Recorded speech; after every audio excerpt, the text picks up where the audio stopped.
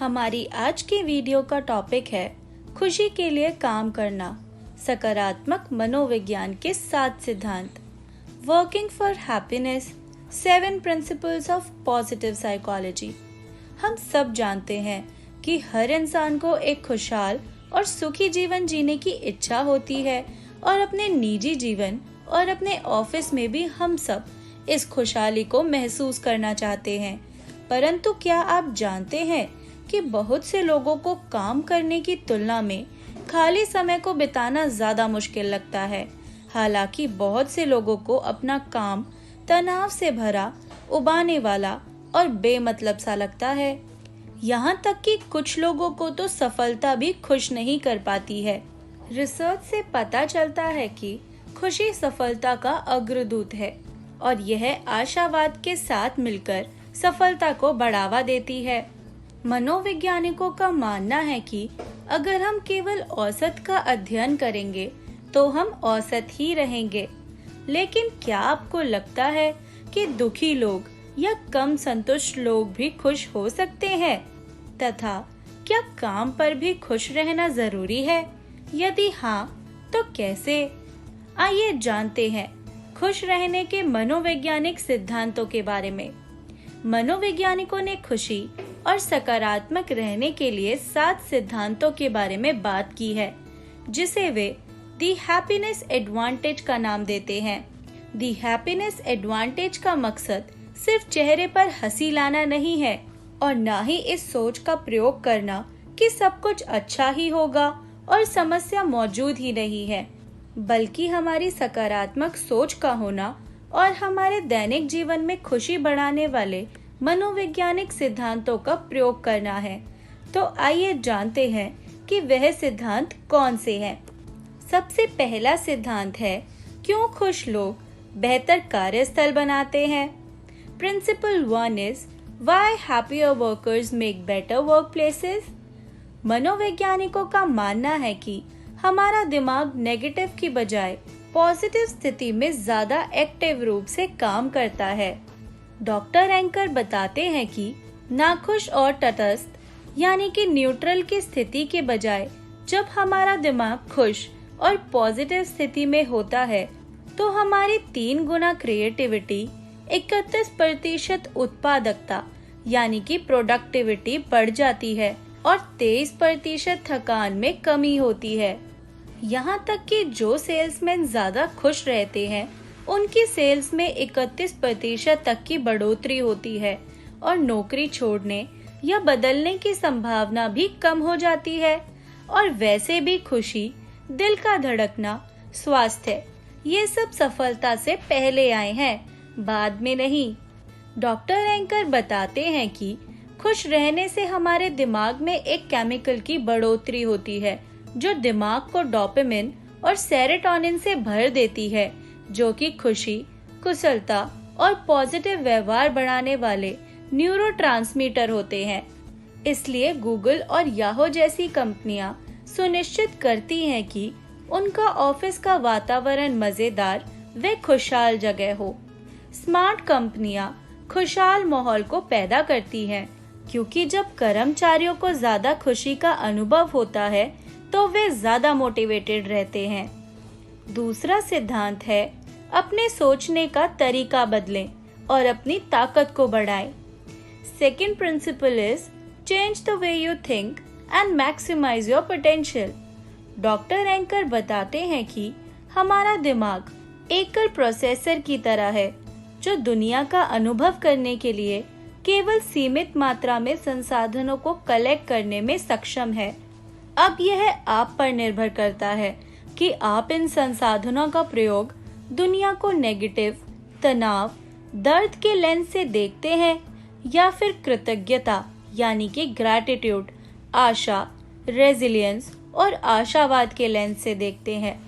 Research से भी यह पता चलता है कि जब हम शारीरिक क्रिया या हमारी मनपसंद क्रियाएं करते हैं तो उस समय भी हमारी योग्यता बढ़ती है और हमारा विश्वास बढ़ता है, हमारी क्षमताओं में सुधार होता है।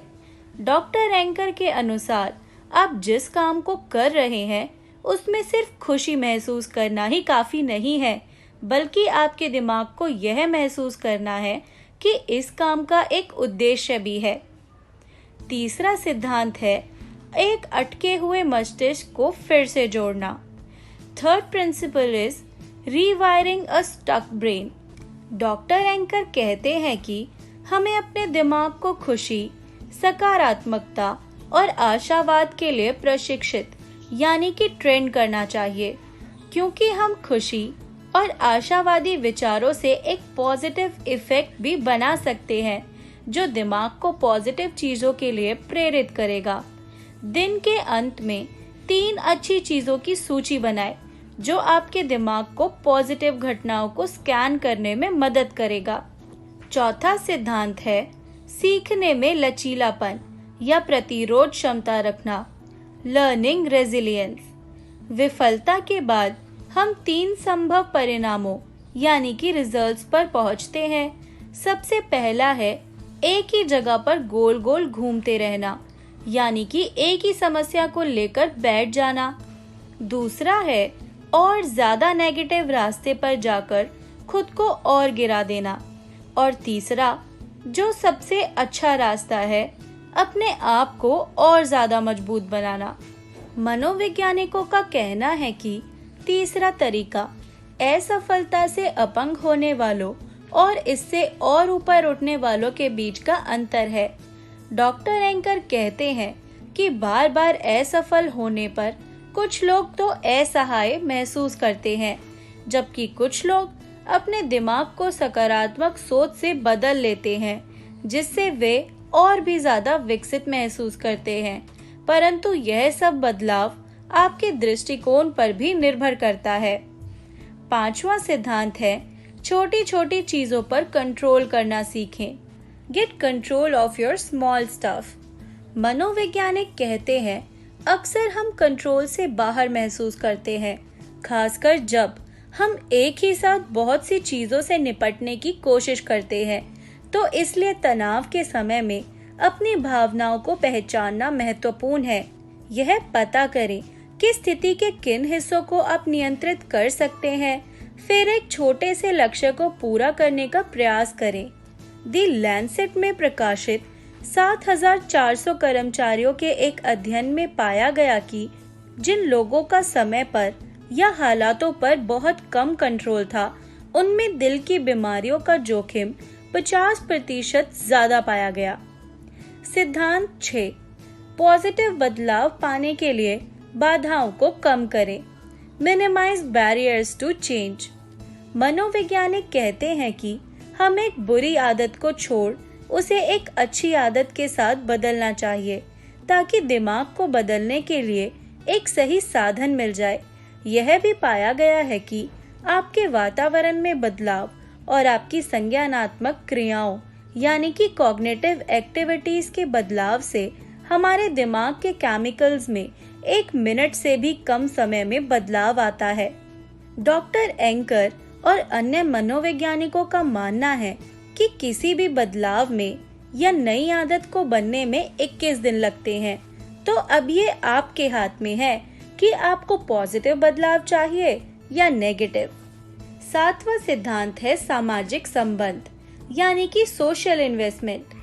तनाव और संकट के समय में बहुत से लोग अपने दायरे को छोटा कर लेते हैं और अपने दोस्तों और प्रियजनों के साथ बातचीत बंद कर देते हैं। लेकिन खुश और सफल लोग इससे उल्टा करते हैं। अपने आप में ही रहने के बजाय वे अपने सामाजिक दायरे को और अधिक मजबूती से पकड़ते हैं। 1930 के दशक में 268 हार्वर्ड के पुरुषों पर की गई रिसर्च में पाया गया कि सफलता, खुशी और स्वास्थ्य के लिए अच्छे सामाजिक संबंध ज्यादा मायने रखते हैं। सामाजिक संबंध बनाने में ऑक्सीटोसिन बढ़ता है, चिंता कम होती है और एकाग्रता और ध्यान में सुधार होता है। डॉक्टर एंकर कहते हैं सकारात्मक आदतें बनाकर और उनके साथ रहकर हम हमेशा काम में खुश रह सकते हैं। लेकिन अगर किसी कारण से परिवर्तन संभव नहीं है तो वर्तमान स्थिति का सर्वोत्तम उपयोग करना ही अच्छा है। हमें कमेंट्स में जरूर बताइए। कि एमी क्लाइन के लेख में शेयर की गई यह मनोवैज्ञानिक जानकारी आपको कैसी लगी। धन्यवाद।